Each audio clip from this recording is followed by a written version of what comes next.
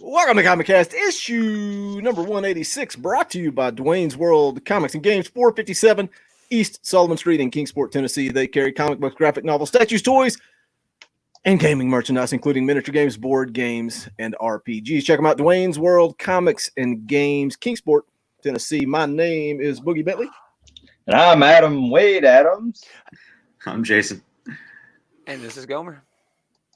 We are at ComicCast Pod on Facebook, Instagram, and Twitter. Wherever you get social with your media. If you're listening to this on YouTube, do us a favor, go ahead and smash the like button, share out the link. Let's grow the live chat. We got another special guest this week, writer-creator of Grief, Dead End Kids, and the upcoming series No Heroine, Frank Gogol. Welcome to ComicCast. Hey, thanks for having me. We're going to get real dark and depressing coming up. I mean, really dark and depressing, and it's going to be interesting conversation. But first and foremost, what's your favorite Rocky movie? Oh, just jump right into it. Rocky 1. Yeah, that's the right. Yes, That's there are the no right wrong answer. answers. Jeez. There are no wrong answers. You always say, but there's that's no the wrong right answers answer. unless they give your answer. Then you Like say that's the right Rocky answer. That is the Rocky, right Rocky answer. 5 is a wrong answer. I agree with that. Rocky 5 is a wrong answer. Yeah, but you don't get the other ones without Rocky 1, so that's got to be the best. What's the first Rocky movie you ever saw? One? No, I'm embarrassed to admit this, but it was Rocky Balboa. Oh, wow, really? Okay. Yeah, I got a the great Rocky speech late. in it. I got the Rocky late. I did enjoy Balboa, and I went back and I watched all the other ones, and I was like, oh, fuck, Balboa sucks. These other ones are great. Right. Oh, man. Dude, that's I awesome, like though. Rocky Balboa. I expected it to be okay. way worse than it was. Yeah, Wow. that was a good kind of like reboot. You know what I mean? Like they needed to bring back the franchise after destroying it in Part 5, and just had to explain a bunch of stuff. You know? It didn't have a robot, so I was just like, Go ahead and grab that robot, That's the Jason. best part, man. there it is. Happy birthday, Polly. It's the story of Rocky Balboa on this show is amazing. It goes all the way back to Brian Edward Hill and my fanboy moment with him. And the fact that he worked in the scene, the No Easy Way Out scene into Batman. Wow. And then it comes full circle with Ryland Grant putting the robot. Oh, that's a great song, man. It Yeah, great is. song. All the Just Rocky wanna- movies Just want to have great soundtracks. drive in my car and think about things, guys. That's right. I do that all the time. That's I gotta all point a Rocky couple 4 things out. was music montages. That was the whole movie. And it was amazing. It's good. Guys, before we go any further, I got to point a couple things out. First, I saw the opening credits as they were rolling, and I saw that Ryland is in there. And I got to be honest, I can't have Ryland Grant like rolling before me in any capacity. Oh, Boogie needs to edit that out. We Right, need there to you edit him out. Something goes wrong. It's my fault. Something Well, goes you're the right. owner. Gomer's like, You're the "Oh, owner." Well, you're the owner, right? Listen, if Ryland's watching this, his head's already way too big as it is, and like He's not that's watching just this. He's too good for this show. that's probably true. And if I'm on, he's definitely not watching. The second thing is, before we started recording, I saw Fergie drinking from his 2-liter, and then I saw a clip of that in the credits too. You There's can look an in the emoji of chat, that, and we too. got root beer emojis down there too. We're looking to get that A&W sponsorship. We've heard that's where the future is. We know the cola wars are still going on. Well, We know root beer is lagging behind.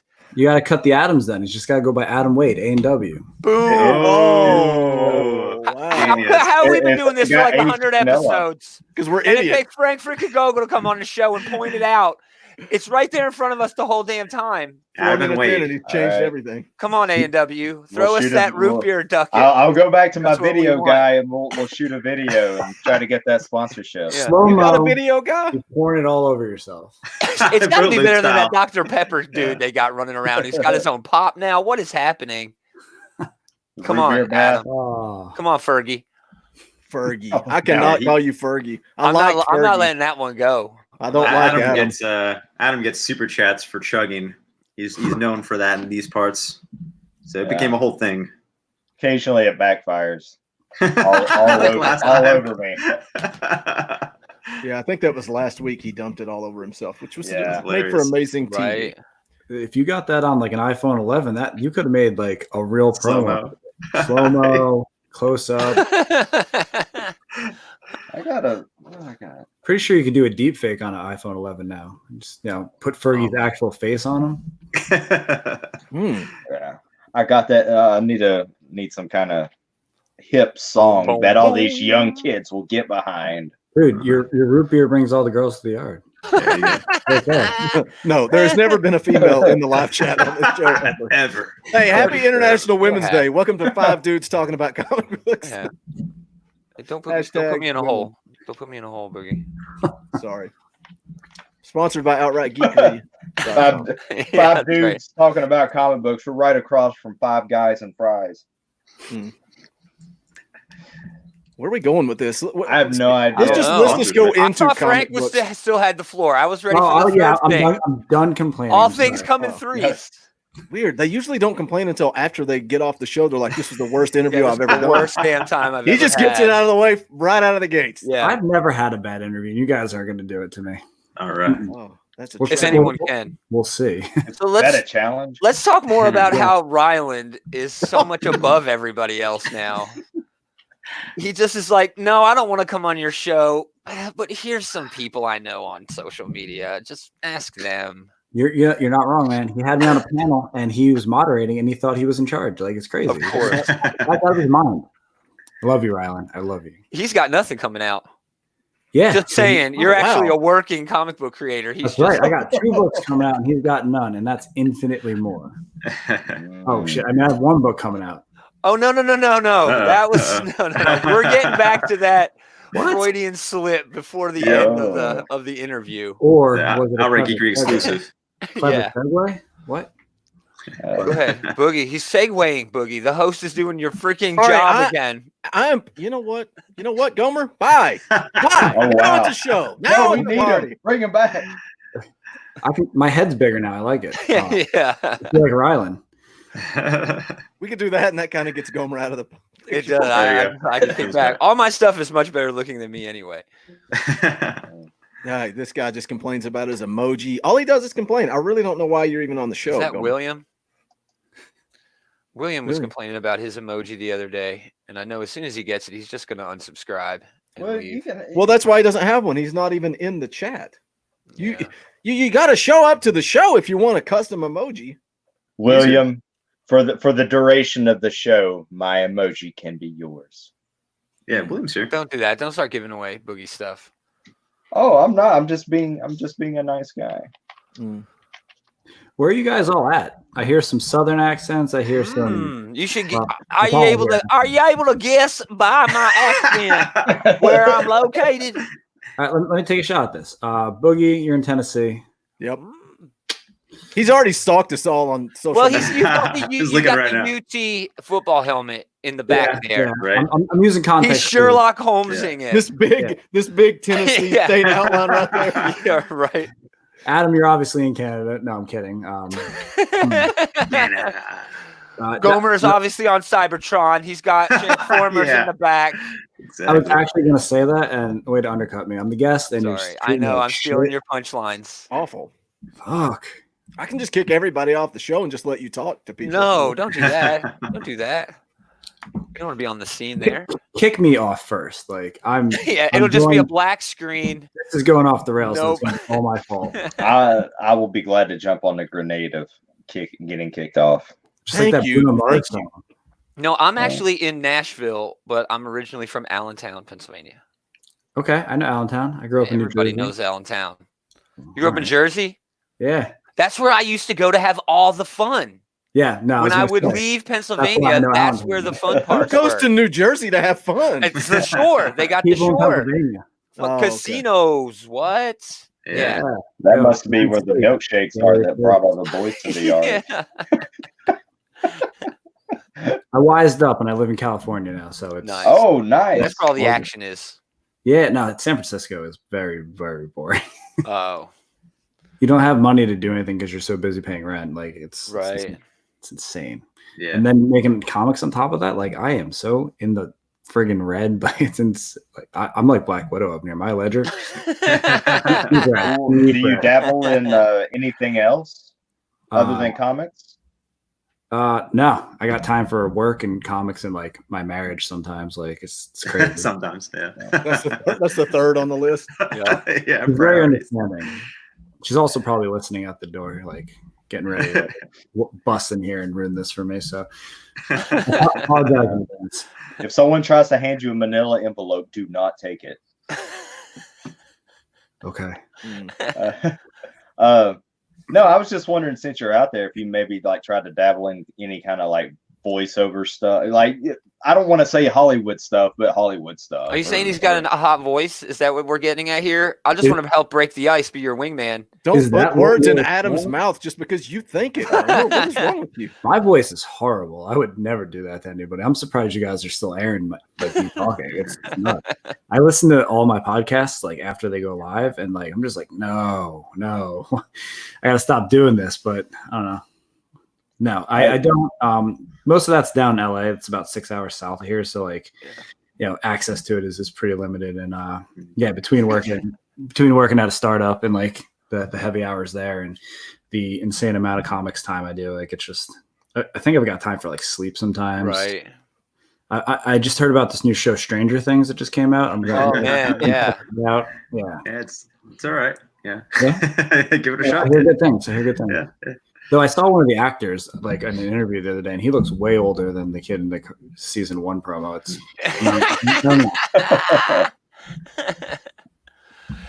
the guests have to stop being funnier than we are. Well, and Serenity's already in the live chat hitting on Frank too. It's just we're off the rails. That's nice. fine. That's all right. Let's talk about some comic books. You got that huge wall behind you full of trades, full of comics. You reading anything current, anything recent, or just all old stuff? I've got a pull that it's a lot smaller than it used to be. Like circa like Civil War, I used to pull like pretty much everything Marvel did. These days, I think there's maybe 10 books on my pull list each month. I read both the Power Rangers titles because it's so good. Like unabashedly a fan of Power Rangers. Nice. I have almost a full run of Fantastic Four, so I pull that. Black Panther, Captain Marvel for my wife, but I'm the only one who reads it. It's pretty good. Captain Marvel's great. Yeah, I like Kelly Thompson in general. Sure. Like I got into her on her Hawkeye run. Hawkeye run is another one I pull, like Kate Bishop or Clint. Just characters I like generally. Iron Fist, Black Panther, Hawkeye. But the pull list is pretty small. I'll pull anything Rick Remender writes, anything nice. John Hickman writes. Yeah, and that's sort of where I'm pulling X-Men. All of it. Just the main title. Just the main title. Nice. Yeah. I read a lot, but I don't pull a lot. I usually do trades. It's easier for me to like take on a plane or something. I travel a lot for cons, so that's when I do most of my reading. Yeah. Mm-hmm. Yeah. I love reading trades on flights. I wish I could do that more often. It's like you don't have to do anything. There's no obligations. You just got to do whatever you want to do in your chair. And that's it, man. I read a lot of digital too. It's nice. Comixology is so convenient, and just being able to take like 100 issues of something on a plane is awesome. I do a lot of like screen caps for references for artists and stuff. So like it's much easier than like scanning a page to just Control F4 or whatever the Mac hotkey is. Yeah. Serenity in the live chat says Kelly Thompson is the bomb. Same with Hickman and Remender. Since you guys are talking about Kelly Thompson, Glory. Are we not going to talk about comics? Yeah, Death and Glory. Remember. Spoiler alert for Kelly Thompson. Since you guys are praising her right now, he's going to promote the show. Hold on, April. Frank. Hold on, Frank. Somebody we'll get back has to your interview in a moment. Boogie's got to. April the 19th. April the 19th. Kelly Thompson will be on the show live. So mark your calendars. That'll be a fun chat. Cheers to Comics is here. What's up, Brian? Hey, Brian. Go ahead. Gomer, what do you want to talk about? Death or Glory. Are you reading Death or Glory? It's so good. It took that long year off. Yeah. And it went right back. I like it a lot. It's one of my favorite things that he's putting out right now. And it was the book that we used as a reference for the lettering for Dad and Kids. Nice. Yeah, I can't remember who if Bengal did the lettering himself or if it was Russ Wooten who does all of Remender's other lettering. Yeah, it was just gorgeous. I think it was Russ on that. Yeah, it usually is. Yeah, the thing about comic, and we've talked about with other people who've been on the show. and you're out there, you're not really in Hollywood, but there are people who come on the show who have come out of Hollywood, Ryland, and, do a comic book. And I see that some people see that, especially, some people in the industry, I won't say it especially, but some people in the industry are like, I hate that. I want people who came up in comics. And I'm like, I don't care. If somebody wants to write a comic, I just want to read damn good comics. Mhm. You know what I mean? Agreed. But I mean, that's what I'm saying with Remender. The reason Death or Glory took a year off is because he was show running, whatever he was doing on Deadly Sci-Fi. Class, right? Yeah, Deadly Class. Yeah. It was great. I loved the comic. I loved the show. It sucks it got off. But I'm sorry. I'm kind of glad it went off because now I'm getting Death or Glory again. And it's kind of this double-edged sword. Where do you think you would fall in that? You know what I mean? Is this a stepping stone or is this something? No, I'm going to do comics forever, even if Hollywood comes a calling. Let me address that in like two parts because I got this question yesterday and I've been thinking about it a whole bunch. I was on Comic Book last night. So there are two kinds of people from Hollywood who come into comics to write comics. I'm not going to name anyone because I don't think it's. I already did. Yeah, but so there are people who genuinely want to create and write, and they don't care what the medium is. So they do screenwriting, they do animation writing, they do comics writing, and they that's awesome. There are some people out there who think of who aren't successful screenwriters who want to get their thing made, and they think comics is the next best option. That just feels like disingenuous to me. Like I can't make it here, so here's the next best thing. That just seems shitty. Sure. For me, I am pretty much only interested in writing comics. I've talked about this a bunch, but we had some meetings with producers last year about Dead End Kids. Nothing came of them. There's no ink on contracts or anything. But one of the conversations was, would I be interested in writing the pilot or something like that? And I just the gut feeling that I had when it was asked to me was like, nah. It's not the thing I want to do. If somebody wants to option my shit and like give me like $40,000 to like watch them make it, that's great. But I don't know. Like I don't like Final Draft, and that's like what they use in Hollywood. I've got screen format or template. Is that just because you don't want to write a screenplay, or is that because you'd rather spend your time doing something else? I don't think I'd be very good at it. Like writing comics and writing novels and writing poetry and writing, screenplays and stuff. Are they just different muscles and different skill sets that I had to work pretty hard to like even get the baseline in comics. So like it would be so much time away from doing the thing I actually want to do that. Yeah. And the result would not be as good as like, say, somebody who does it for a living doing it. And I'm not about taking work away from other people. I'm super lazy and don't want to learn anything new. Like really, my ways. So yeah, like I don't know. I think that could change over time, and like everyone's got a price. Like if they gave me a fat stack of zeros, like on a paycheck, I'd consider it. Nice. San Francisco is not cheap. Right. Do you want to talk about coming up in comics? I know you deal with Comics Experience, and I don't think a lot of people even know what that is. Yeah. So let me give a little background context for all of that. So it's we're in 2020 now, and it's March. So about 4 years ago, I wrote my first comic script. It was in April of 2016. And how I sort of got to that point was I've loved comics like my whole life. I picked up my first comic in 1997. It was a super bad comic called Spider-Boy. It was one of the Algamem comics from Marvel and DC. Oh, nice.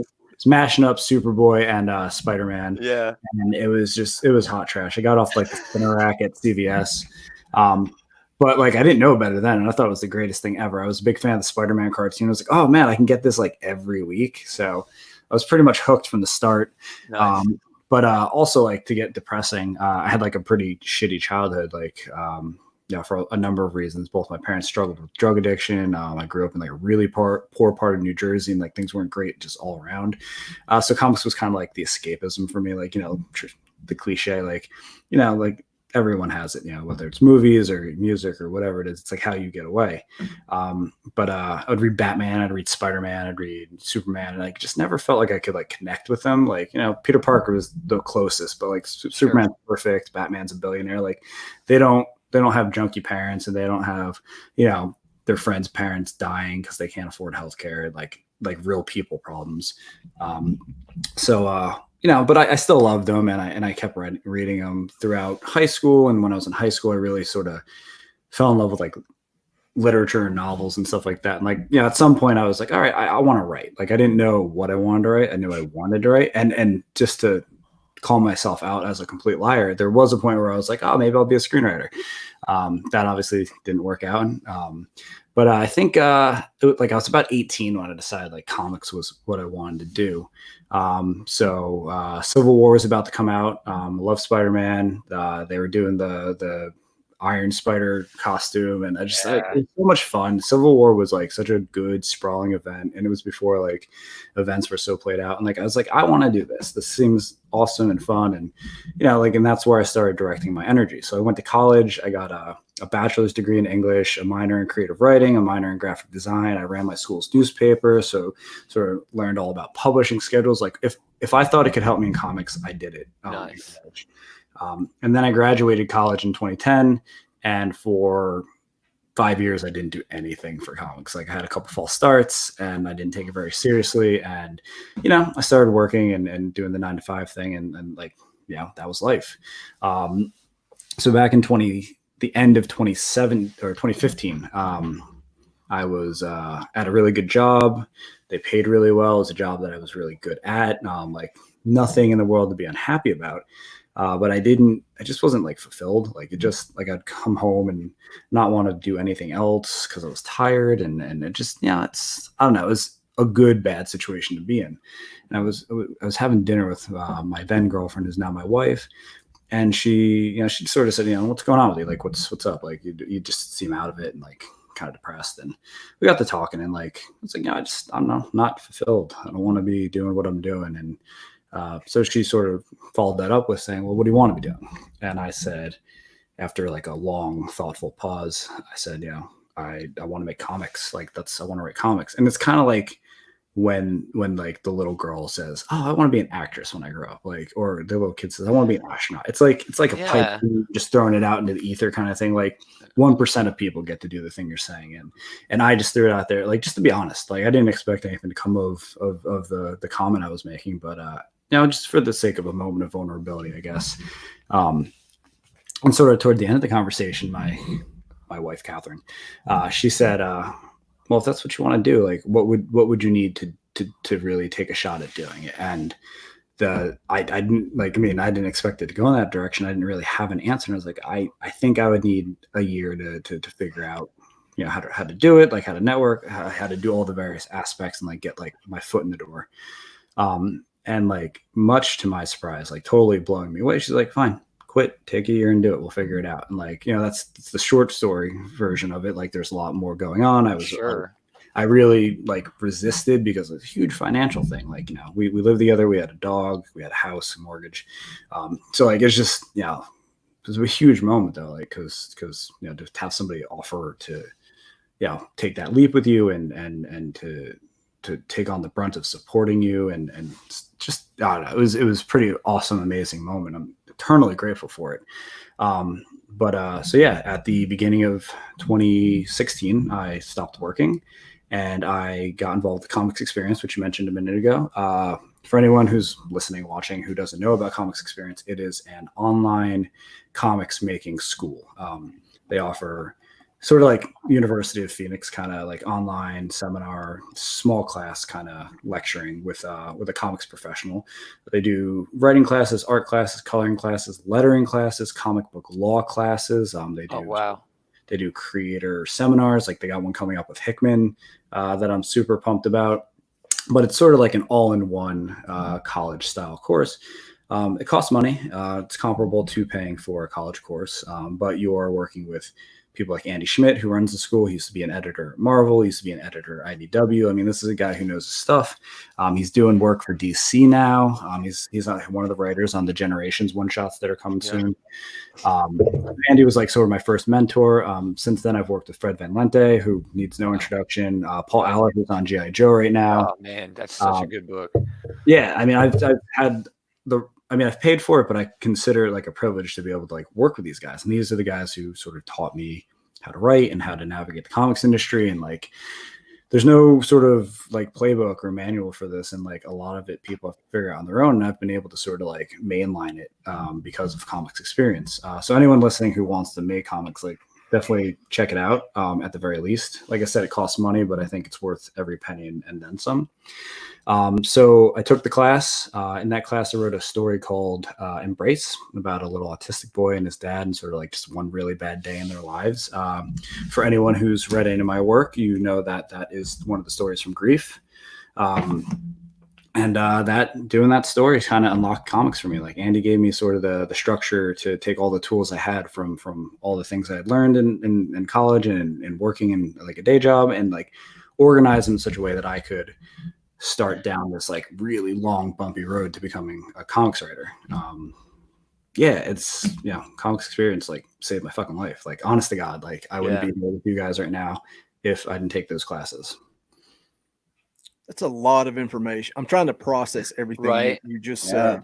That's incredible. That's incredible leap for you all to take. Just like, we're gonna, let's do this.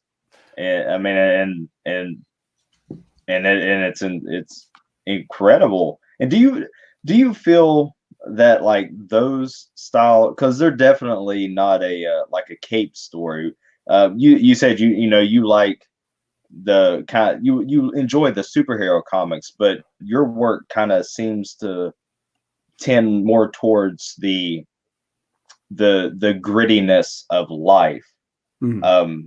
Is that something that you feel? I mean, I know you've had your life experiences, but do you feel that style writing kind of comes to you more naturally? Because like I can think, if I'm writing something, there's going to be a lot of humor.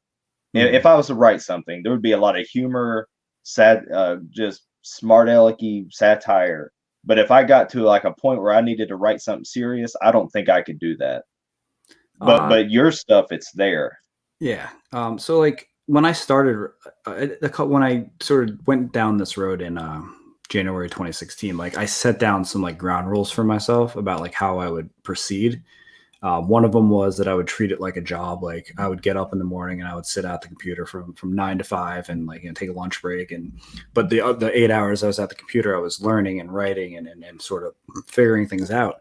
One of the other things I did was sort of set down my sort of principles that I wanted to follow as a writer, like the kinds of stories I like, the kinds of stories I wanted to tell.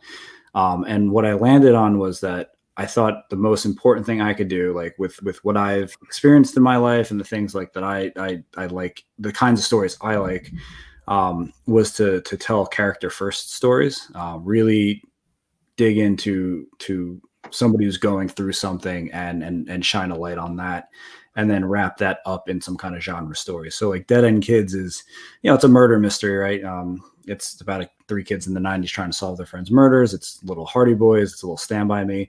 But what it's really about for me and where it started was this idea that, a lot of people have traumatic experiences in their childhood. And we're so ill-equipped at the time to even possibly like recognize that they're traumatic. And does that really have an effect on who you end up growing up to be? And I know for me, it did.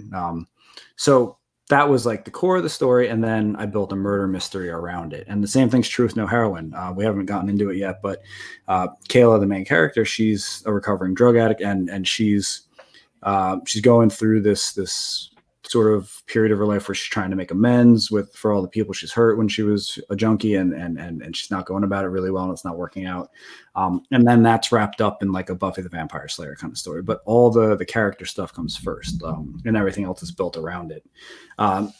So I have, pitches and some ideas for like what my superhero story would be. And I'm not opposed to writing a superhero story. Dead End Kids was successful enough that I was able to submit to Marvel last year, and nothing sort of come of that, but I would love to write for Marvel. I love Black Panther. I love Iron Fist. I love Hawkeye. I'd love to write any of those characters in any capacity. Same with DC. I just started talking to my first editor over there, and like, nice. It's such like a long relationship building process that like it could be years or it could never pan out. But I'm certainly not opposed to it. I would like to one day transition from being a full-time person with a day job who writes comics on the side to somebody who writes comics and that's my living. I'm not sure if that even answers the question you asked, but it kind of blends into Serenity in the live chat. Has a question that you kind of just touched on. Do you want to stay as an indie writer? Do you have to designs for going mainstream, not just with the big two, but Image, Valiant, or IDW. And I think the stories you tell, man, like Dead End Kids, talking about what Adam just kind of mentioned too, it's Image, man. And do you think you would kind of lend yourself to write for Image or somewhere where you have more freedom? Because I think you have these good, hearing you talk about your childhood, you bring real life situations into comics, which it's my type of storytelling. I love it, man. And I think you see that emotion that you bring in the work because of your experience. Yeah. Well, we haven't touched on Source Point Press, who has published all of my work up till now, Dead End Kids, Grief, and No Heroine later this year. Source Point is for anyone who hasn't heard of them, they're the biggest small press publisher in the U.S. right now. They do about 10 or 12 books through Diamond a month, which is about on par with what Image does. Obviously, Image has been around for 30 years, so it's not the same. But they've been incredibly good to me. They pretty much let me do, like, within reason, whatever I want. Like, I brought Dead End Kids to them done, lettered, and it got approved without being read right away. Oh, wow. I don't know that would happen. Like, there's just a level of trust in the relationship we've built. They picked up Grief for print, and we ended up selling like 4,000 copies of the book over the couple of years it's been out. And I've been at like 30 or 40 shows with them, just hustling and getting out there. And like, we just have a really good relationship. They know that I'm a grinder. And like, you know, getting No Heroine picked up from just like with no art or anyone attached to the book. Like, yeah, I just walked in and I talked to Travis, the editor in chief there. I was like, hey, I've got this idea for a book, and you know, I want to do it. And he's like, get it done, we'll put it out. Like, I mean, wow. So like that's a level of trust that it would take a very long time to build somewhere else. And the bigger the company, the more the bureaucracy. So like, I'm not saying I would never publish with Image. I would love to. I think they're one of the best publishers in the world. I've met Eric Stevenson a few times, and he's been really nice to me. We've emailed a few times.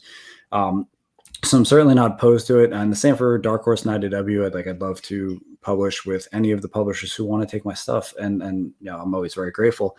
But Source Point is where I'm staying for the foreseeable future. And I don't know I could imagine myself publishing anywhere else. I've got 6 books for the next 3 years that are at sort of various stages of development and production.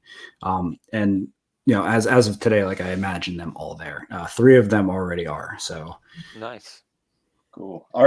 Now you said if you can't say anything or don't want to say anything, don't. But no, you say you love Power Rangers. What would you do? I see on your Twitter that you love pumpkin spice. So could there be like a pumpkin spice ranger that could be orange? But really, what would you do different? Because so much has been done with them. What would you do different with Power Rangers? You know, well, one of the classes I took with Comics Experience, the most recent one, which I took with Paul Aller, was on freelancing. Sort of like, you know, what the reality of freelancing is, like how to navigate that relationship between, you know, writer and editor, and you know, the IP's legal department, and the various sort of like liaisons that you have when you work on a property that isn't owned by the company. And so sort of the approach to freelance on an IP is you look for like a space in between things. So like, I don't know if you guys read any of the Power Rangers books, but about once a year they put out like an OGN that follows one of the seasons. Paul actually wrote the most recent one. And it's just, it fits in between other things and sort of expands things, like between a lot of the issues of the book, the main series, happen between episodes of the show, and like explore like either, you know, like I don't know if you guys are old enough to remember like the White Ranger, and like when he got into the show, when he came on, like it just sort of happened, like he was just there all of a sudden, like. And so like the series that's coming out right now is sort of exploring like what was going on behind the scenes with that. So like my angle, like I wouldn't be able to pick my angle. That's sort of how freelancing works. You pitch, and like the best idea gets picked, or they give you an idea to work with.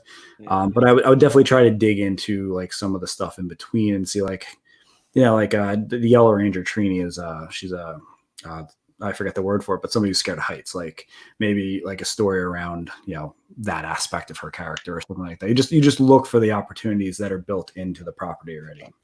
Oh yeah, I mean, if that was the case, when they're inside the Megazord the being up that high, and she like has a panic attack or something. Yeah, that's something that's never been explored, and that would be like a great like early season 1 way to have a look at that character. That would be. I'm writing that down actually. I do have one of the books I'm developing right now. The dopey like first idea version of the pitch, which doesn't really look like anymore, but was what if the xenomorph from Alien got loose in the Power Rangers Megazord?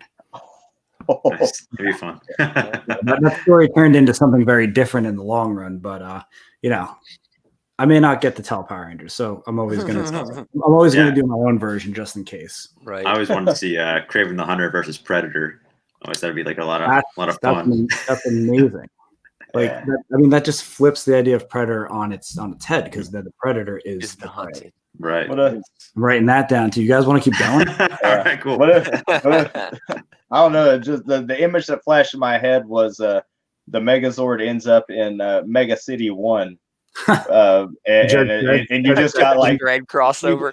You got Dread like on his bike, like standing there right at the foot of this giant robot saying, "You're in violation of blah blah blah," just like talking down to this.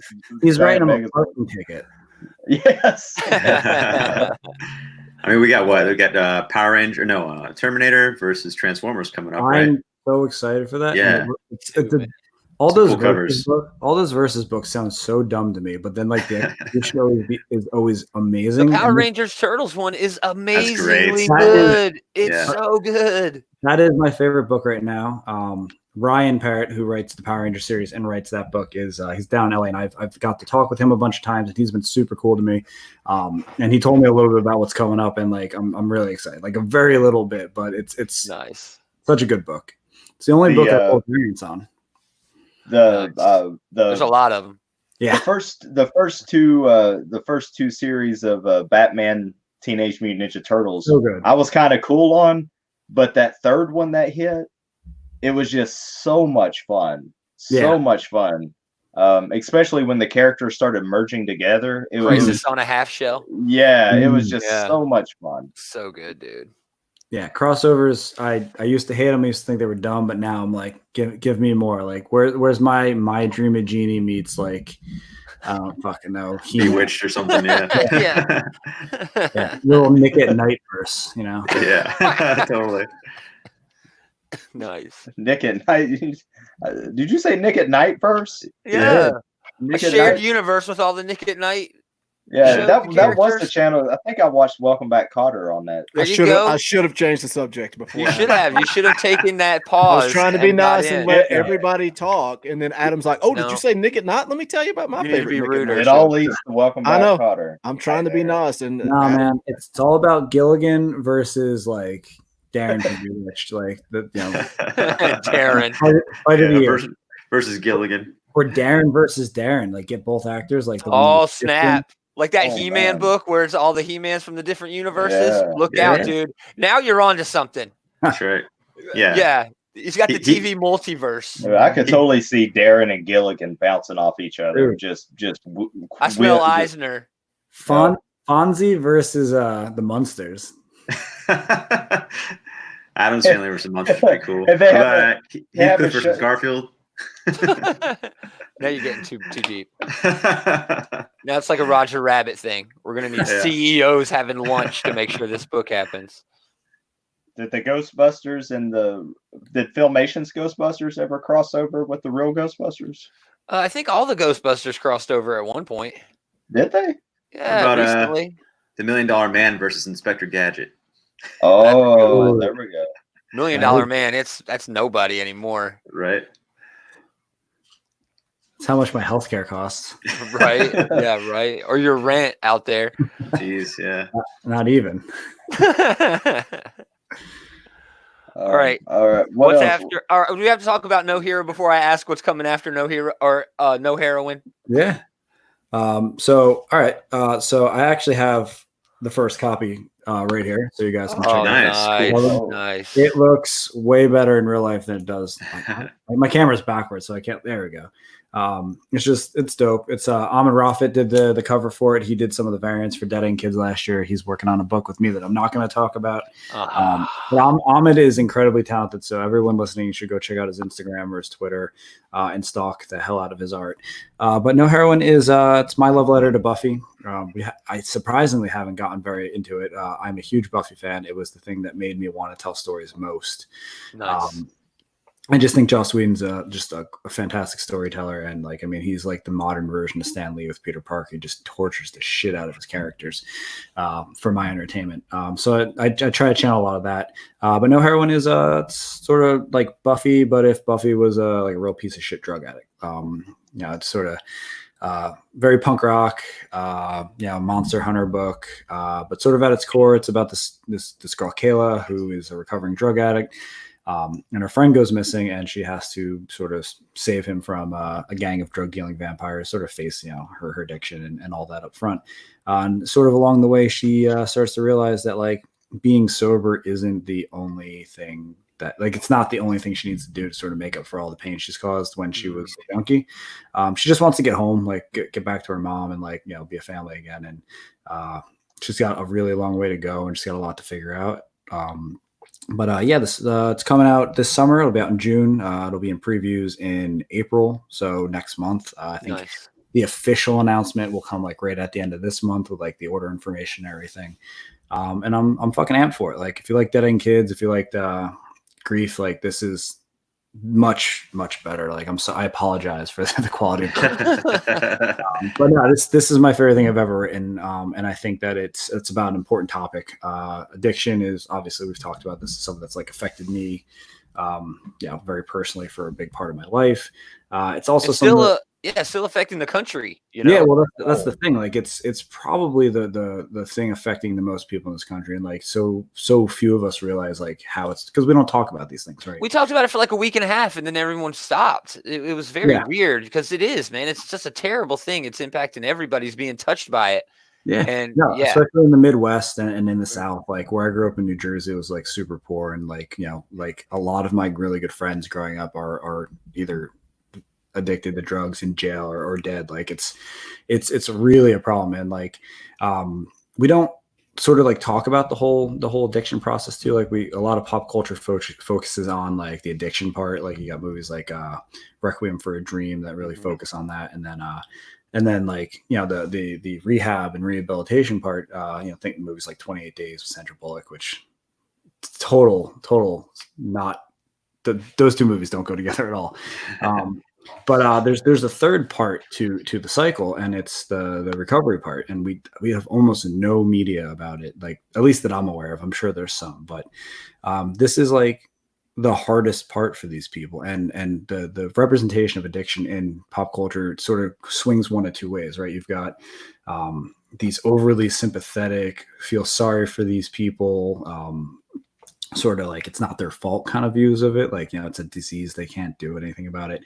And then like on the far other end of the spectrum, we've got sort of the villain, like these are terrible people who chose this life, and they're just totally vilified. And just from my personal experience with like friends and family and my parents, like I know that there's like so much more gray space in the middle, and so I wanted to write this book about that gray space.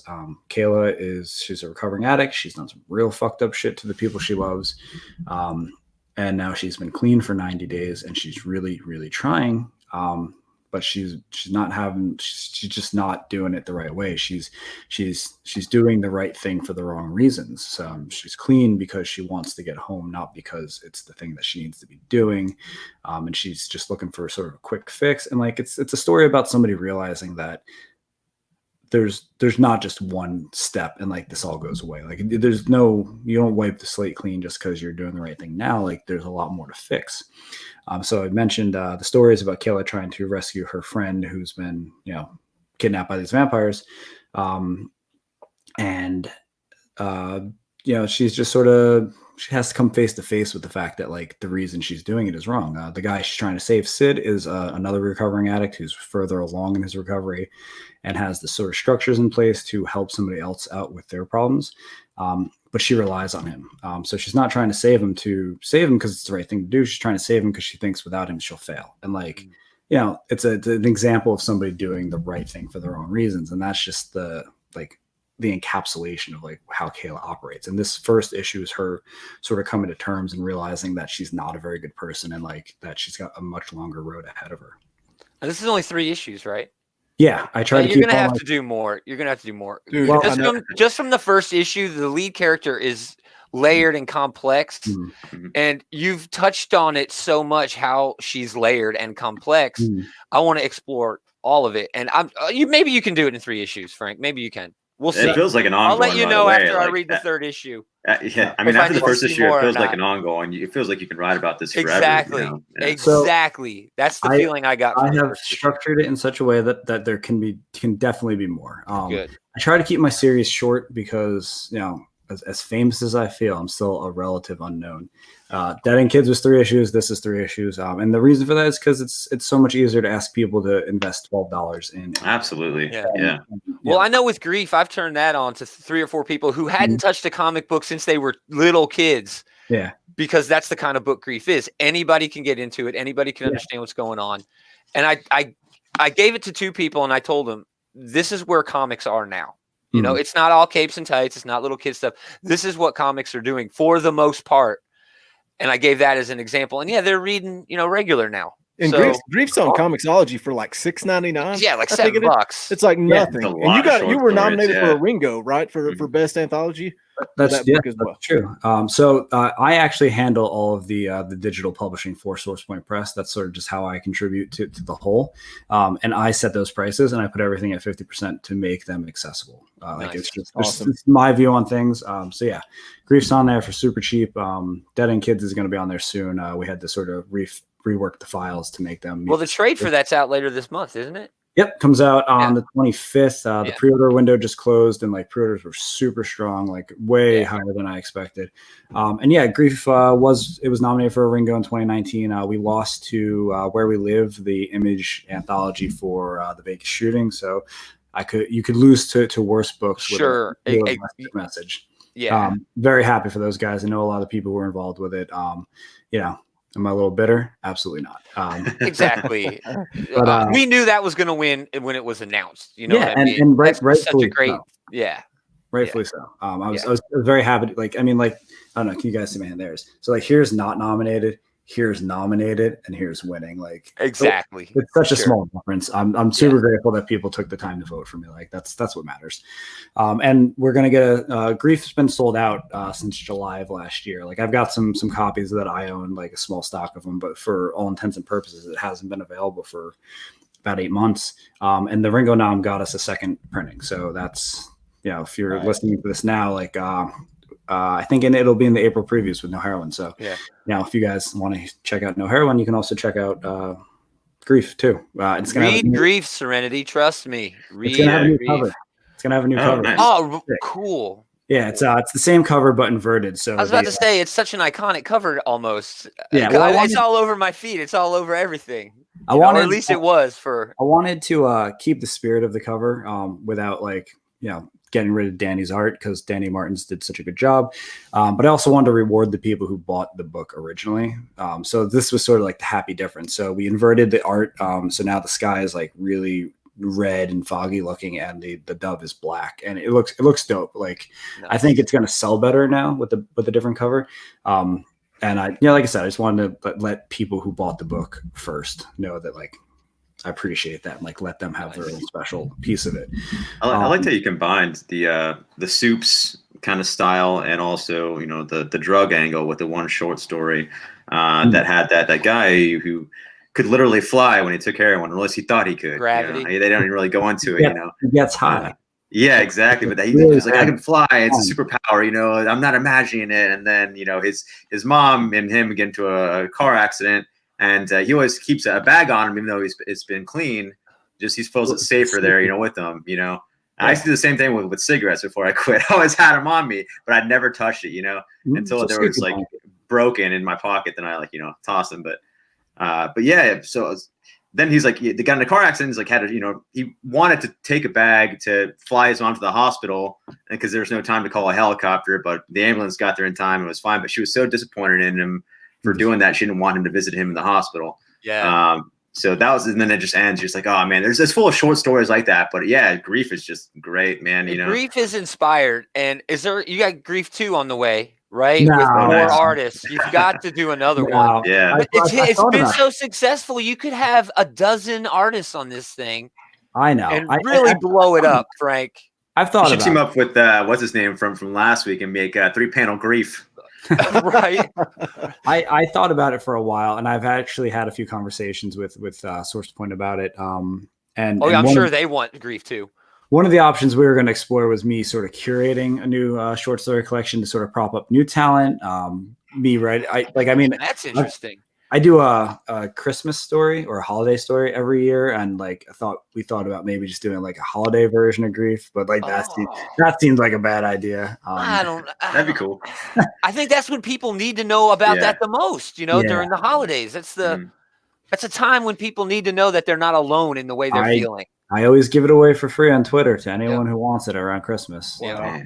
So I think Ice Cream Man comic shows that there's a market for one shot. those kinds of stories that With a common thread going through it. I love that series. I think that's one of the best things Image is doing right now, and like I'm surprised it is not bigger than it is. Well, it's getting a Quibi show, like a mini episode aesthetic thing. Hopefully that'll give it a higher profile because the industry knows about it, but like no one outside is really sinking their teeth into it like they should be. That's too bad too. It is really like horror is very hard. Like I don't do horror very well. I don't do humor very well, and like getting better at horror. And like that was one of the books I looked to when I was writing No Heroine. Actually, a couple of the issues really, the structures and the type of horror they're doing, and they're matched up with what we're doing in issue 2, which is it's just like one big long scene. It's a street fight with a werewolf, and it's insane. No. That sounds insane. We gotta wrap this thing up. We appreciate you coming on. We gushed about Dead End Kids when you released that. We're looking forward to No Heroine. But all and the links, new book and the new book that you're not allowed to talk about. It's your Twitter, your website, all that stuff is in the description. So guys, be sure to check out Frank's stuff. I'll tell you what the book is. Oh, breaking news! Gaumer's finally got one on the line. It's Dead End Kids 2. Oh, yes. It'll be out in November. I just finished writing the first draft. Awesome. Assuming coronavirus doesn't kill everybody, it'll be out. Right. Sure. Well, it's only 2-3%, but you can't buy comics if you're crapping all the time. If you got diarrhea, we still don't want coronavirus. I wanted to throw out that I love the Offspring verse at the beginning of the first book. I thought that set the tone. Right. Adam's finally checking his notes, Boogie. So let him get through his notes. I was going to say we're going to wrap this up and get you out of here. Oh, I had a thought. Oh my god! Yeah, we have all these questions now. There's those piranhas, Frank. Yeah, that's awesome. I almost didn't include that because I never wanted to be the guy who had like quotes at the beginning of his books or anything like that. But like that quote has always sort of resonated with me so much. Like I grew up on like a really shitty street and just like those kids, and like I tried to take it out, and the book just didn't have the same vibe, so I left it, and I'm glad I did because sometimes your gut instinct isn't the right instinct. So, you want me to try to wrap it up again, Adam? Yeah, please, Boogie. Nothing would make me happier. We enjoy your work. I particularly enjoy it. I could sit here. I love hearing you talk about No Heroine because I love the personal experiences. I love sad stories. As weird as that is to say, that's what I like to read. We're looking forward to it. We'll be behind you. We'll be retweeting and talking about it. Definitely coming. And come back on when DEK2. Dude, absolutely. That'd be awesome. Yeah, we got to talk about that when that comes out. Yeah. All right. Well, thanks again for coming on, Frank. Everybody, check out his stuff. The links are in the description. Yep. Thank you. All right. Catch you later, Frank. Thanks, Frank. Thanks, guys. Bye. And I'm telling you, Grief. It's one of the best things. Yeah, it's great. I don't care if you're really into comics, because if you're really awesome, thanks, Boogie. If you're really into comics and the way the industry works, it's a really good example of how to get a bunch of people together to do comics with a common thread. You know what I mean? It's like that ABC show that everyone loves. Is it yeah. Everyone loves Jason. Everybody loves crying. He knows the name of it, and he's not saying it. I don't know the name of it. No, I forgot the name. I've never seen it, but it's got man. Yeah, This Is Us. Yeah, I've never. It's like that in comic book form. Yeah, it's like that in comic book form. No, if you love that show, you're gonna love this book. Like, that show's too much. It's like it's too much. Grief It's just is the worst. awesome. Like, it's just like the worst like things you can think of. Times 1,000. Like It's dramatically, Yeah. it's like, oh yeah, my sister had an abortion, but like it's like a rape baby or something. You're just like, Jesus. and then the you husband know, committed I don't watch suicide, crap and it's like just that, too man. much. It's too Yeah. I much. don't watch stuff like that. Too much. Serenity, I'm telling you, if you like that interview, if you like Frank, go get Grief. It's wonderful. It's so good. I love it. We're way behind schedule because I could just listen to him Sorry, talk, man. Mastodon. Yeah, I actually want to hear He more was a stories, great interview. man. If we can yeah. sit back and shut up and just let him Well, spit, some it of was us were. I don't. What Yeah, are you talking I about? did. I Me did. and Jason didn't say anything. Boogie's Yeah, on I his wanted him to. I wanted You him and to I keep were like, talking. can we talk about Ninja Turtles? Well, we were sorry, talking about Ninja. sorry, our shoulders wants are to so write Ninja ample Turtles to carry and- this damn interview. Yeah, my back hurts. I want to hear more stories, man. You know, I want to hear more, tell more stories. Me and Jason wanted to hear real life stories, Yeah. and you guys were talking about nonsense, and I Adam couldn't said from the segue. beginning, he's I like, love I don't want to Lucy get and all Gilligan depressed. versus Transformers I hope into you're real happy, life Boogie. stories. He I wants hope to you're be happy, Terminator Boogie. Turkey has Transformers. left the building. From Adam now Wade, on, Adam me and is Jason are back. going to interview people by ourselves. That's right. We're just gonna be like this the whole time. We're gonna be like this the whole time. Just let him talk. It's all you, Jason. You can have it all. He's like, Ah, freaking these guys. Spider-Man Noir #1. Oh gosh, do we have to talk about We'll this get week's through this in comic? 2 seconds. I liked it, dudes. Come 2 on. seconds. New York City, Come on. 1939. In an era of monsters and mobsters, crime and corruption run rampant through city streets. Written by Margaret Stoll, art by Juan Ferreira. That was the shining point. Letters Yeah, by art was great. Travis Lanham. This was for me, dude. I was excited about it, and this was a long, slow issue. Really? This girl's murdered at the Black Cat, Felicia Hardy's nightclub. Peter Parker starts his investigation. I can walk you through this step by step, This but I art, don't though, really. God. The art's great. Look at that page right there on the left. Only God. walking through step by step. If you talk like this, like a See, 1930s, the coloring in this see? book was really on point, you sad sack of potatoes. This is honestly, I Bee's don't. knees. I was excited for it, and then I wasn't happy with it. But it's exactly what I expected. It's exactly what I expected. Yeah, I don't know what I feel wanted. the same way. I feel the same way. It's Spider-Man Noir, dude. Exactly. I'm just not a fan of Spider-Man Noir. But the coloring, like you said, the art, the coloring shine, you know, especially the coloring. It was subtle and perfectly used in all these different places.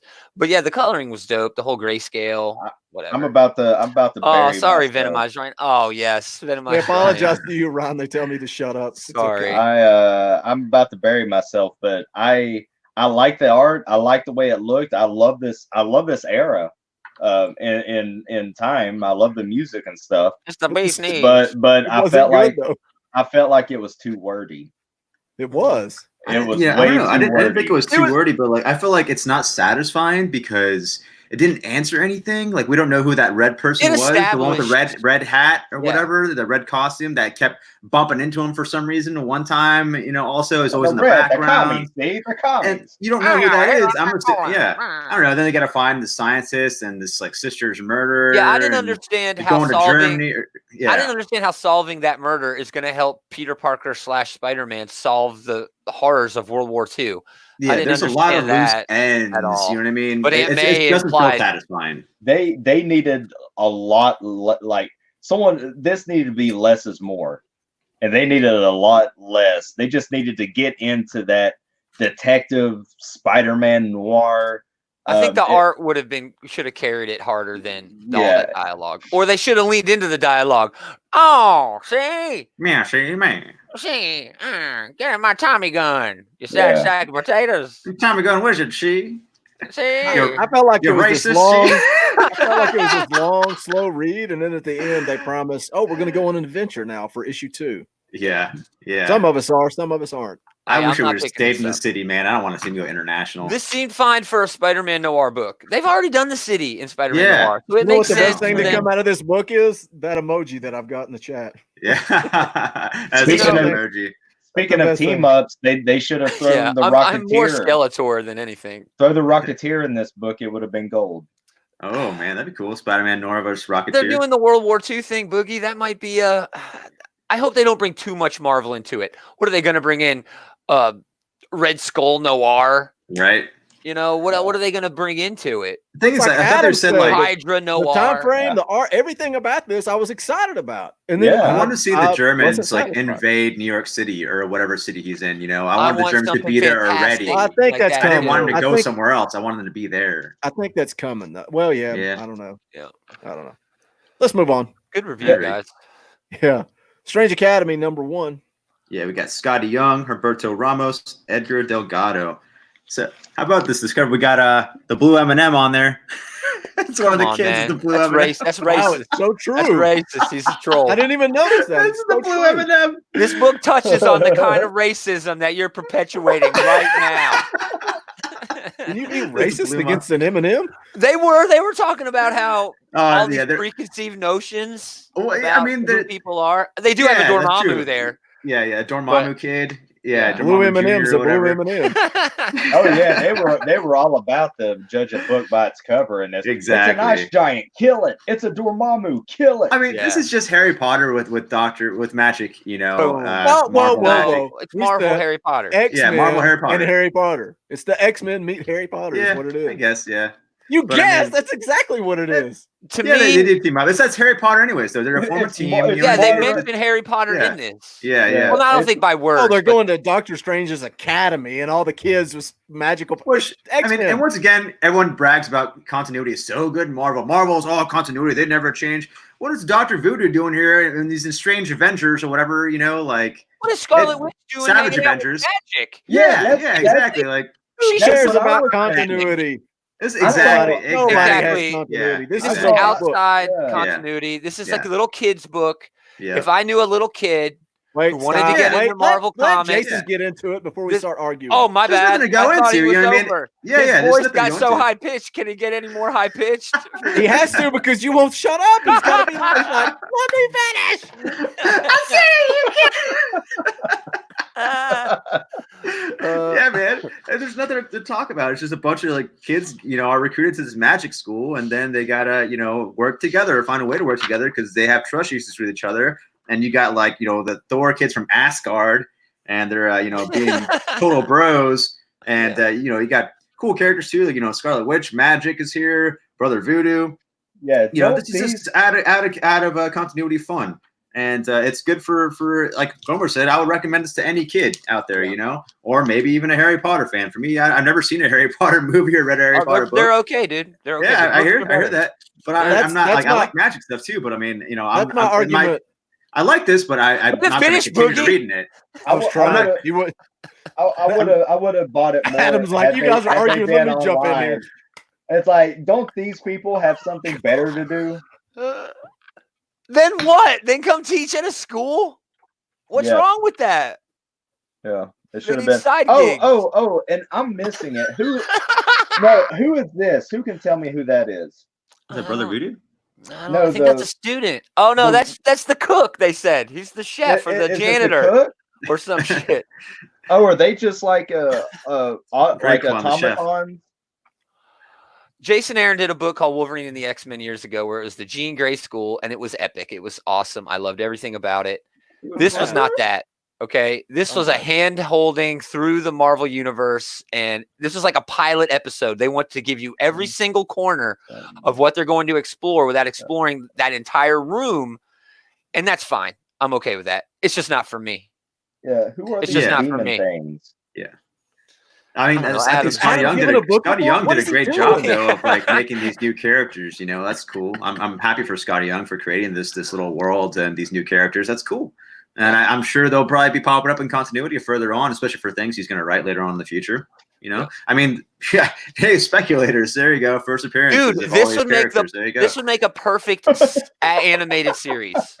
Yeah. It would make a perfect animated series. It's I'm got gonna everything it needs. retire on this. yeah. On the spec market. It's called $200 for the first appearance of Blue M&M.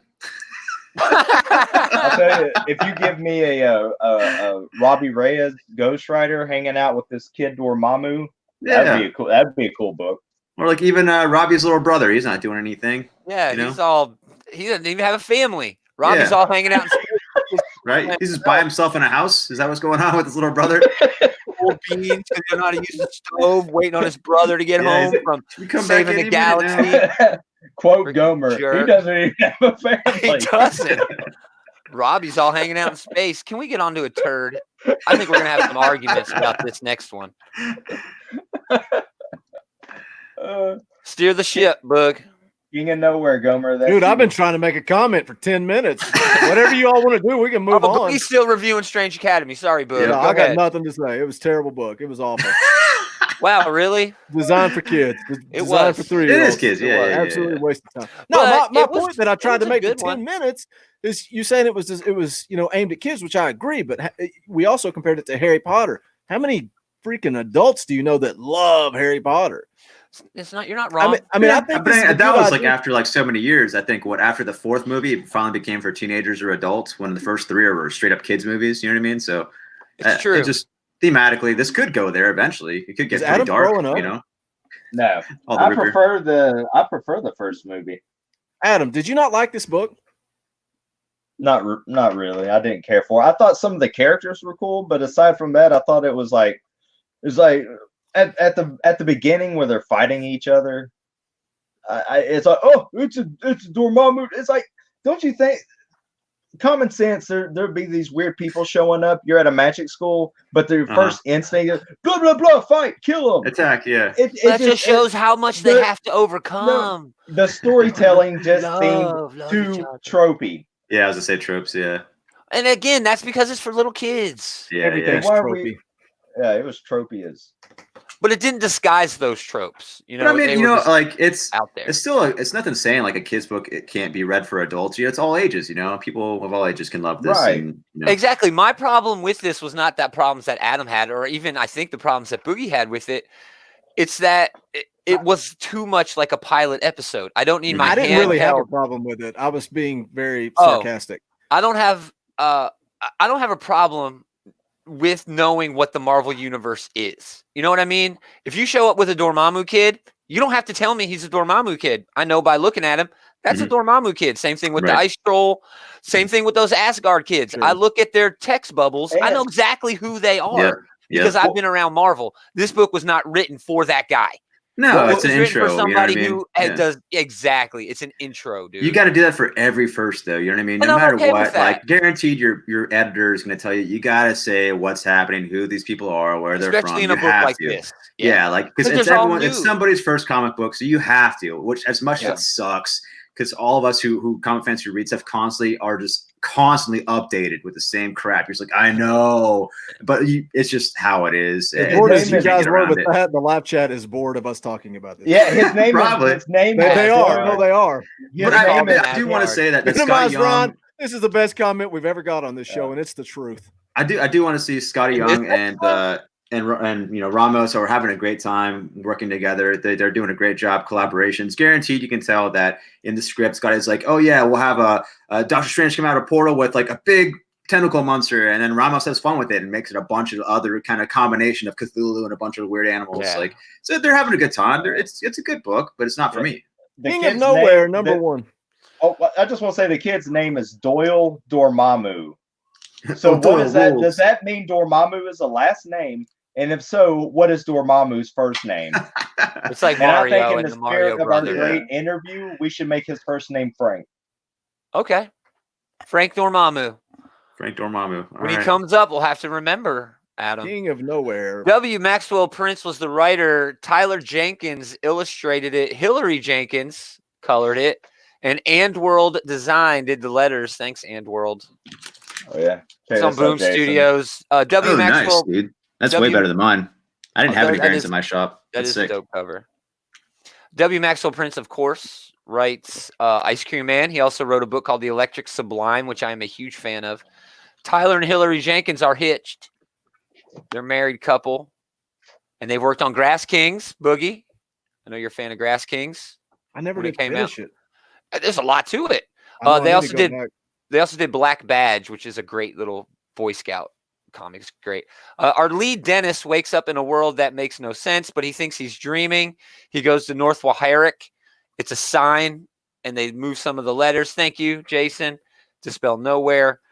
Dennis goes to a bar, meets a fish man with problems, gets beat up by a 6-armed man, meets a sheriff with an eye patch and some of his deputies, I guess, his kids' deputies. They all kill some big iguanas, and Dennis starts to think that he's not dreaming. There's an epilogue where the deer man from like the first couple of pages gets murdered by a guy who's looking for Dennis. I'm sorry. This is terrible. I don't mind weird comics, but you have to give me more than just something weird. And this was barely anything. It did a half-assed job of setting up the universe. And really, that's the only fun part. Dennis seems bad. All of the weird things going on. There aren't weird things. There's just weird people. All of the weird people are doing ordinary, everyday things. Mm-hmm. And I'm just not interested in any of it. There's some potential here moving forward, but this didn't grab me at all. Was it the art too that turned you off or not? No, I I love actually, the that artwork. was, I thought it was yeah, interesting. that was one of the shining moments or It points. reminded me of of the like book. French or Italian art, Yeah. That's a certain style. Yeah, I did enjoy the art. The Fishman was gorgeous. Those big iguanas Yeah. looked great on the page. Mm-hmm. Yeah. But what about the bad guy? What was that one movie? Wasn't No Country for Old Men, was it? Maybe it was. oh that yeah, I'm No thinking of. Country for Old Men. Yeah. Yeah. It made me think of the assassin who uses liquid nitrogen in Death or Glory Oh yeah. a little bit. But I think they're all based on that dude from No Country for Old Men. Yeah. Was it No Country for? Yeah, it was There's the no iguanas. Yeah, there's a badass iguana. But yeah, sorry. I know liked there's it. some I like dissension. this. Like when I first started reading it, I was like, okay, this is just going to be crazy and nuts and nothing's going to make sense. And I don't know But it that wasn't. anything did make sense. Yeah. But I like there were so many over the top crazy characters. Dude, the deer that got shot at the end, Mhm. I actually cared when that dude got killed. I don't know why. I wanted more from that guy. I don't know. Because the sheriff either. asked, he's like, "Oh, you saw this guy leave." So I was like, "Oh, they're gonna come back to it, or he's gonna be like Exactly. maybe a bad guy or a hero that he's gonna have to find later on." But now he's dead. I was like, oh, "Okay, well maybe not." And it starts off the main character is like he's the one dreaming, and then it's like, no, we're dreaming. It's like there's so much weird stuff that I think is going to come together. What exactly? And I guess the bad is guy at going the on? end said that he is a dream. He is nobody. Yeah. A dream. Yeah. So It, like, maybe flipped he's some right kind of there. weird manifestation of a dream or something. I don't know. Maybe he's causing this nowhere land or universe. Who knows? Do you not But want to see what happens next? I don't. No. Really? Oh yeah, I felt No. like you were like step No. for step and beat for beat with me, and then you're like, nope, don't want to. I I'm don't reading it care, all. man. No. I'm Oh, a I huge don't care. fan of I'm a huge fan of all the I'll- stuff he's done at Ice Cream Man and Yeah. his Electric Sublime, but this If I get curious, let me I'll read the say something. trade. Let me I'll say read the something trade real if I get quick, curious. Yeah. because Jorge's going off in the chat. Look, I'm putting the code in the chat. It's first come, first serve. You can only get one. So it's not yeah. guaranteed. If somebody beats you to it, it's not Yeah. going to work. Right. And those are directly out of the book. It's directly out of the book. So if you Yeah. don't get it, I mean, I'm sorry. It's first come, first serve. Right. Moving on. sorry. Sorry. Adam. King No, of I nowhere. didn't. Is don't Adam want- frozen?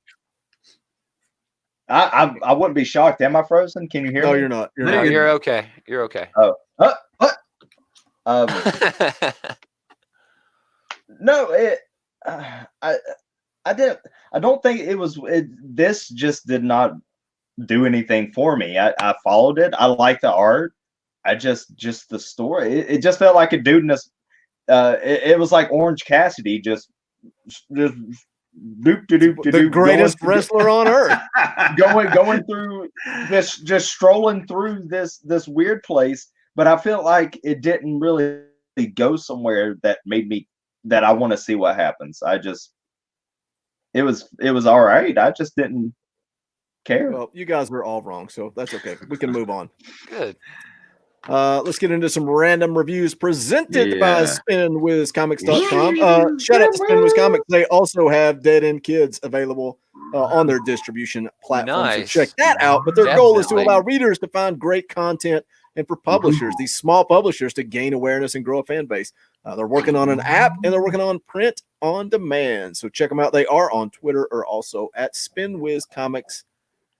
SpinWizComics.com. I'll go first because I only got one book, and we'll rush through these pretty quick for the sake of time. Daredevil number 19 was fantastic. I felt like this issue was the culmination of the 19 issues that Chip Zdarsky has wrote. You know, we started off where Daredevil's walking away from the title. He's not going to be Daredevil anymore. I love the fact that Marco Cicchetto was back on this issue. I wish he could do every issue. But I love his artwork. It's all action. It's all action, start to finish. There's all out war in Hell's Kitchen, and we finally see Matt Murdock return as Daredevil. It felt like this could have just been the end. This is like, but it's only the beginning. It was reminiscent of V for Vendetta in some parts for me. The way everybody in Hell's Kitchen is sort of coming together, the way they did. But Chip Zdarsky does great things with the villains here. Makes Stiltman cool for a panel or two. Come on, if you can do that, you're an amazing writer, and he did it. I got to catch up, and I love Daredevil so much. I just haven't had time to, but I'm really looking forward to reading Daredevil, and that's awesome. I see that someone mentioned. I think Comic Book Bob said that Bullseye was at the end as well. Like, I love Bullseye, so he's I'm great in this too. He's done by Zdarsky. Oh, dude, I'm excited. You've not read any of Daredevil? No, I haven't. It's not that I got to catch up on 2 or 3 issues. Oh, okay. Yeah, me too, Ryan. Stiltman was great in this. It was awesome. Great issue. What's on Gomer's pile? Argus #1, Action Lab, Mark Bertolini, Daryl Nickrim. It's just a time travel comic. There's a 100-member time police force, but they're all the same guy from different periods in time, different points in time. One of them had an accident where he saw the entire time stream and he went insane. He's trying to murder the rest of the police force. And basically this follows a new recruit who they bring on out of desperation because their ranks are thinned. Great premise, amazing pacing, fun characters, great art. Do not sleep on this series or this creator, Mark Bertolini. I don't know where he came from. He's awesome. Billionaire Island #1. Adam read this too. Mark Russell, Steve Pugh, Ahoy Comics. Sort of a political satire, smart, funny, stereotype, rich, poor, weird. This is fun. I had a good time with it. Adam didn't, though. He said no. It kind of hit like nowhere, man. Yeah, I like Mark Russell, and I'm curious to read it. It's good. Money Shot #5. Tim Seeley, Sarah Beatty, Kurt Michael Russell, Rebecca Isaacs. That's Vault Comics. Great ending to the first arc. This will be coming back for more. Get it? Coming back for more because of the premise of this book. Oh yeah, I get it. Number 3. But you're about to fly away. You keep doing those fingers, man. Twin Worlds, another Action Lab book. The 2 best books I read this week were from Action Lab, that Argus and this, Twin Worlds. Rami Al-Ashkar, Jethro Morales. This is a twist on the Portal story where Earth is basically invading an alternate universe of sword and sorcery for their, natural resources. Great world building, good action, cool character dynamics, fun premise, dope art. I mean, where the hell did Action Lab come from? They got a book coming out next week, too, that looks great called Sweetheart. Man, Action Lab 2020, look out. They're killing it. I read a lot more, but whatever, man. I'm spent. Coming.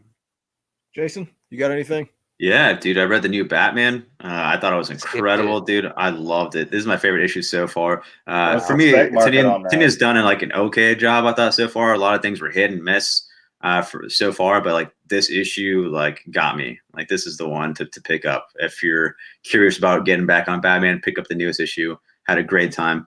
Also, I'm reading that in trade. I'm gonna get all of that he does. It's a good call. Trade. Yeah. Flash 750. I spent all day reading this today. Man, I only read the Alan Scott part. Yeah, Francis Manipold cover was cool. He did a story in here as well. He co-wrote one of the stories as well as the art in that story. But that story was okay. It actually made up something where Flash could go into, he put his thoughts into the time space, and he could see his alternate selves from different dimensions, which is not a thing Flash can do. So I was a little bummed out about that story. But I mean, overall, most of this issue is really good. I really enjoyed the Joshua Williamson stories. The first one was the biggest one. It's a 30 page story. And it continues the Flash series, and that was good. It talks about the new villain, Paradox. You see him at the end of this, and he's going to battle Godspeed. So that's going to be cool, having to fight Godspeed again. I love that character. Then he did another story, Joshua Williamson, in here about Jay Garrick Flash. And that was really cool seeing Joshua cover Jay Garrick because he's just, writes Barry Allen. So that was pretty fun. And then at the end, you have the Scott Lobdell, Wally West, Manhattan powered story. And after going reading all of Flash Forward, they summarize it up in like one page in this, and and pretty much Heroes in Crisis too. They're like, you want to control, Fusion showed up, got me a recruit, and get rid of Dark Multiverse stuff, and then here I am on the Mobius chair. And then it's like, to be continued also, and what, a DC or something, Generation Zero. Yeah. So that's a free comic book day book. Yeah. So it's to be continued to this, to be continued to a free comic book day. And then that 5-issue, whatever, the series of one shots, Generation 1, 2, 3, 4, 5. Right. So I don't still know. It's doing weird that, even though Didio's gone. I guess the Fusionaut was like, he's like, Wally asked him what he sees, and he's like, oh, just same thing as I always see it. Then he's like, what do you see with your new eyes? He's like, everything's wrong. Like, I see, it's not even alternate dimensions. I see those too, and also dark multiverses. And he's like, I see all that stuff. I've seen everything. He's seen all DC continuity, past and present and future or whatever. But he's like, there's two current timelines in the same universe. Yes. It shows like the Wally West, I remember it being Wally West and meeting Flash. And then there's like, I remember my little cousin, like Wallace, also with me as well, and they happen at the same time. He's like, this doesn't make any sense. And he's like, well, what are you going to do about it? And he's like, oh, I'm going to fix it, I guess, or that's kind of what they referred to. They didn't really say that, but so it's going to be weird seeing Wally West rewrite continuity to how they planned. So before Didio lost his job. So it's like, wow, if your captain is steering a ship and is assigning you to do certain jobs, and then your captain falls overboard and he's the only one that had the directions, why are you going to try to like follow whatever he said last when you have like a whole entire new crew running with you? So I don't know, man. None of that made sense. No. They act like Snyder didn't want to be part of 5G, so they act like that's what led to the deal. It's all rumor, though. We have no real idea of what went down, and I bet it's none of the stuff that we're talking about. And the thing about it is, we'll never know. We'll never know. No one will ever come out and say, I doubt it. Sure, I doubt it. It always does. It always does eventually. Years Jason, from are now. you reading Williamson's Flash? You seem to jump in every like now and then. Yeah, I always read Williamson Flash. You're making me study on that for a while. I read like 70 some issues, but it was had too some much. lulls, man. It was too much, especially when it was every other week. Right. It's funny because like there's a lot of lulls, and there's like it's so repetitive. I feel like he writes the same issue every issue somehow, but it keeps me coming back for some reason. I read for 70 some issues, and now I'm like, maybe I should go back and get all those. People do that. It's like the Goldbergs TV show. It's the same formula every episode, but it still brings you back. Yeah, it's funny because like I really wanted. I was hyped for Flash War to see Wally West versus Barry Allen. Nothing really came out of that. And then, I mean, there's some things that came out of that, but it wasn't exciting. And then I was looking forward to Flash Year One. I'm like, cool. And then like that wasn't very exciting. But they all have stuff that leads up to future stories. Like he has a plan, and it keeps you coming back, and that's why, because it all connects. You know what I mean? So it always has like loose ends that are planned out later on in the future. I don't know, man. It's funny because I don't even say I can recommend Flash, but I do enjoy it. But I am so tired of reading the same thing over and over again, dude. But I keep going back like a sucker. I'm listening to myself talk 6 months ago. I dropped it because of that. Yeah, I didn't look back. I don't remember reading anything else. I did a lot of catching up for stuff last week. Hell Arisen was cool. I like that. I still got to read Fantastic Grim Noir. You guys were loving that. I remember. I'm so excited to read that, man. But yeah, there's some cool stuff. I'm still catching up. So, Adam, you got anything you want to talk about? I flipped through the Marvel #1. Cool. I don't remember what happens in it, but it's it's got good art and stuff. I want to read those so bad, but there's so much to read to get onto that. Like what his because it's a whole entire world, right? The Alex Ross kind of universe. I don't know. Because there's like what Marvel X, and a bunch of other stuff, but like each series is like 6 or 7 issues or more. So I'm just like, I'm not getting any of that. The snapshot. I'm not getting any of that crap. Some I think it's this one has different stories in it. One of them is going to be another book that's just various stories by various creators. It's kind of, I feel like they kind of did too much, and it's a bit confusing. Where you should have just did 1 or 2 books and been fine. Does that have the original Human Torch in it, the robot one, the android one? I don't think this does. I think this deals with different stuff. Now I think the original Marvel's done way back in the day. That one had the android robot. I want to read. Yeah, I want to read all those. You know, I just it was love part of Alex the Ross's art so Defenders, much. I think. Minimized Ryan is trying to segue the show. He wants to get into the outright geekery. All right. Book of the week. Hold on, Ryan. Let me get to it. Here we go. OutrightGeekery.com, your one-stop shop for news, reviews, previews, podcasts, everything geek at your fingertips. We're pretty good. Jason. Run by a real jerk, but they got We're pretty good. I like that cover, Jason. Oh yeah, that's the facsimile, the old school original Adam Strange. Right. This is you, Adam. Oh, Adam. Oh, shoot, that's Adam talking about Adam. Yeah. Let's talk about Strange Baby. All right. I got all three covers. I had to get I love the A cover so much, and then the B cover is pretty cool too. But and then I got the blank. How about Tom King draw a crappy sketch on there? After you yell at him. Yeah. Smack. He's drawing himself into his own books. Why not draw himself on the cover? Speaking of, this is written by Tom King. Art by Mitch Gerard, I can never pronounce that, and Evan Doc Shaner, and letters by our old friend Clayton Cowles. Clayton. The alliterated letterer Clayton Cowles. So Adam Strange, he's in this book. He's retired with his wife Alana. And I'm guessing their daughter Aaliyah is not there, dead or something. But they're perfect time to freeze. No, up. that's perfect. Absolutely perfect time to freeze. About up. his last he's back. year on run. Oh, did I go out? No, we got back. the gist of the entire book. Let's rate this thing. No, y'all freaked me out. Because you locked up. You did. You locked up for a good 2-3 seconds there. What did you? Okay. Well, anyway, all right. I wasn't paying attention. He's on a to tour. I wasn't either. I have no idea what he said. He's on a tour for his new book. And some guy accosts him at his book tour. I guess that guy ends up dead or whatever. He gets with. Yeah, Jason's got the right idea about this. He gets book. with Batman. It says, "Batman, you gotta help me prove my innocence. Help me out. You're the world's greatest detective." So what does Batman do?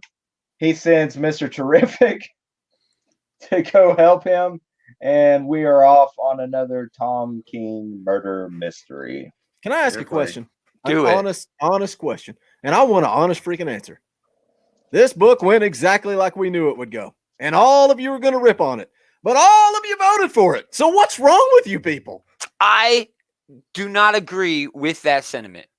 The last 2 issues, that debut issues that Tom King has done, that were the first issues of mini or maxi series. I'm talking about 12 issues. I'm talking Heroes in Crisis, and I'm talking Mr. Miracle, were wonderful.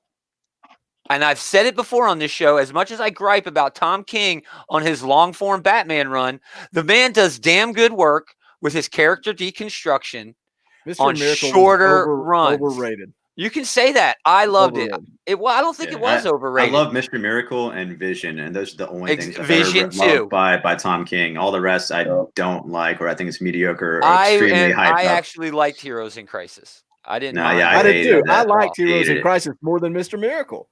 And maybe it's because all I heard was how great Mr. Miracle was. So then when I read it, I was like, I don't know. And once again, I think Tom King excels at inventing a whole entire new character mindset and putting an old, forgotten character skin on top of that. You know, it's essentially just a brand new character. It looks like an old character. Yeah. And people think he's a genius. I don't know. I don't get it. But I mean, this in itself, it was okay. I expect it to go somewhere though, which is why I'm going to keep buying it. I hope it's just, not this book tour forever, the whole entire time. And then at the end, it's like, oh yeah. And then, someone liked my book and it gets like an award or something. Should I go? Should I go, Boogie? Go ahead. Yeah, let's hear it. I'm fighting with the chat. Go ahead. This issue was a stinky turd. Wow. Of a comic. Okay. The art was great. Wait, but did Adam like it too? the use of that art, okay, with the two artists drawing the two different time periods or locations, that's a fine comic book trope. I enjoyed that. But the writing didn't do anything to connect those two time periods or locations or events that took place. And worse than that, it jumps wildly between the two locations without any sort of thread connecting them. What you've done is you've taken two great artists and putting them on your one shit book, so now they can't do another one or two books. I agree with you, Gomer, and this is why also that's what bugged me as well. But it bugged me even more because in the interview at the end, they asked him what inspired the split narrative of the series. He said, "I wanted to tell two stories simultaneously and have them play off each other. The story we tell others and the story others tell about us. To represent these two aspects, we use two of the best artists in comics, and we weave those two tellings together in odd and new ways that I don't think anyone's seen in modern superhero That's comics." why we haven't like, seen are it, you because what? it's terrible, Dude, Tom. it's been done before a million times. Like you said, it's a thing that's been done before. Exactly. This is nothing new. It feels like something's But the missing. DC universe will never be the same again. Right. Again. This series may eventually be Again. good, but yeah, right now it's a stinky turd. You have to make me like your issue now. I'm sick of Tom King. Okay, I think it'll get good. I think it's time for him to get out Wow, of that's comics. high praise from Jason. Okay, Yeah, I think get it'll it. get good. I get it. The duality of the hero and whatever, but I'm over it. Okay, it's the same sort of deconstruction King always does, and it's tiring. All right, this is easily his worst debut, like I said. And while I'm not sure if it's bad because I'm just jaded and bored by what the man does, or if it's bad just because it's bad. But either way, it's bad. One last thing. He thinks putting himself as a King fanboy is cute or something. It's not. It comes off as nothing more than his own arrogant ego. Sorry, Tom King. I'm done. He wrote this character the same way he wrote Batman, the same way he wrote and Mr. I'm Miracle, over it. And I'm over it. They're all the same. They're him. I'm They're over him. it. Fine. The arrogance. I'm over it. Tom King, you flew too close to the sun, kid. You flew too. That's awful. That's awful. We were talking about the modulator earlier. I think he had it switched on. Yeah, that microphone was awful. Yeah, your mic is crazy. Flipping or something. Anyone else? Are we gonna score it? Should I score it? Somebody pissed. mute that guy. I'm pissed. I don't like when comics do that as well. Like for instance, the last issue of Batman, he referred to himself as the quarterback. He's like, "Oh, can he pull it off? Can he pull off the touchdown pass? Can he win the game?"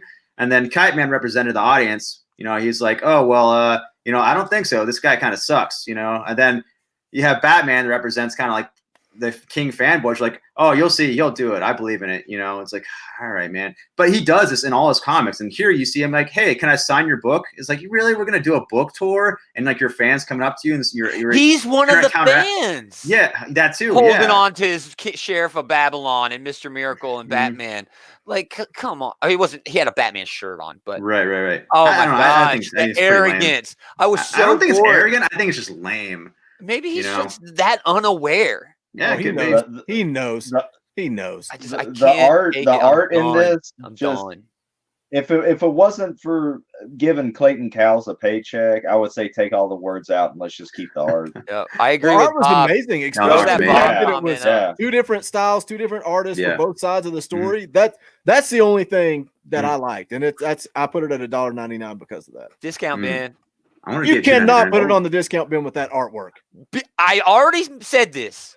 The art was amazing, but what King has done is he's not only ruined the work of these two artists, but he's made it so that they can't work on anything else. So yes, F it, discount bin. I'm sick of King. That's what he's done to me. Yeah, hide, Boogie. You're right, Gomer. You're right, Gomer. You're absolutely right, Gomer. And again, this might get better.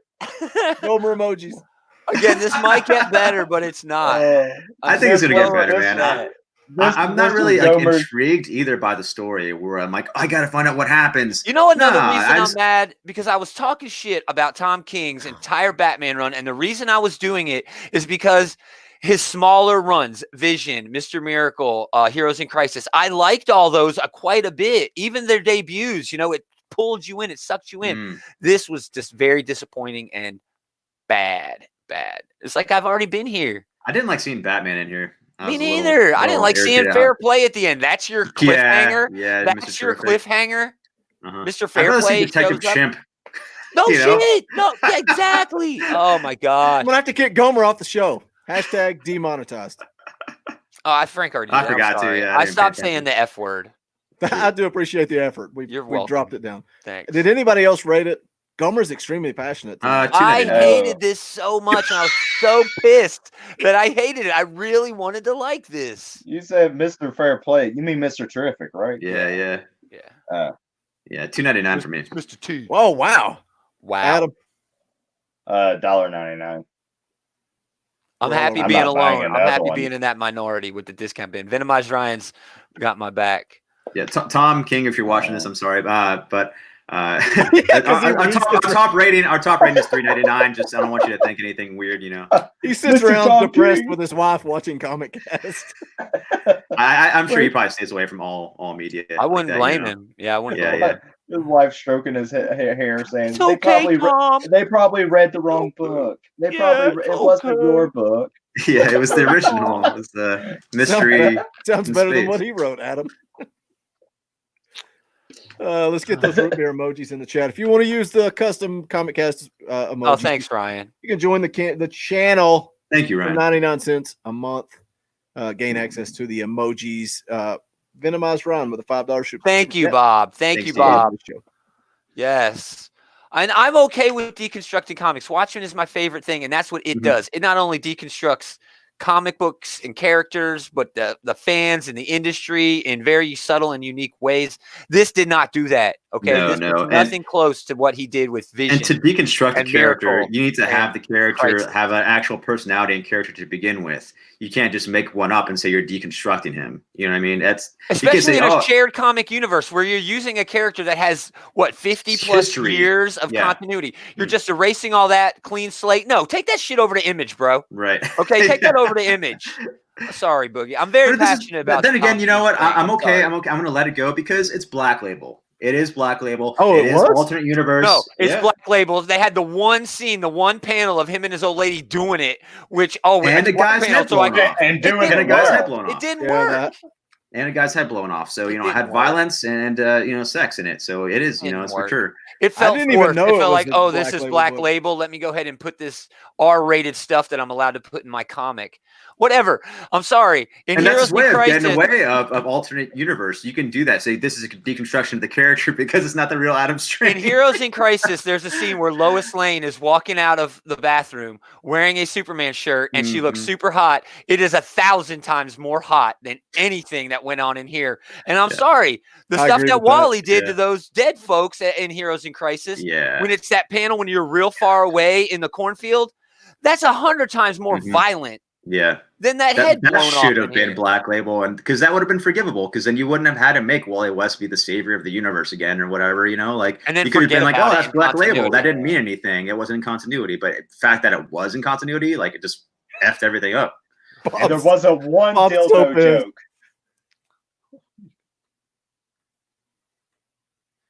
I just want to thank Venomized Ryan for the $5 super chat. He says, I love this show. LOL. Thanks for the support, Ryan.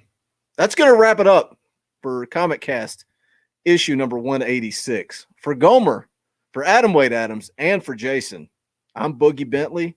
We'll be back next week at the same time. See you then. Have a nice night.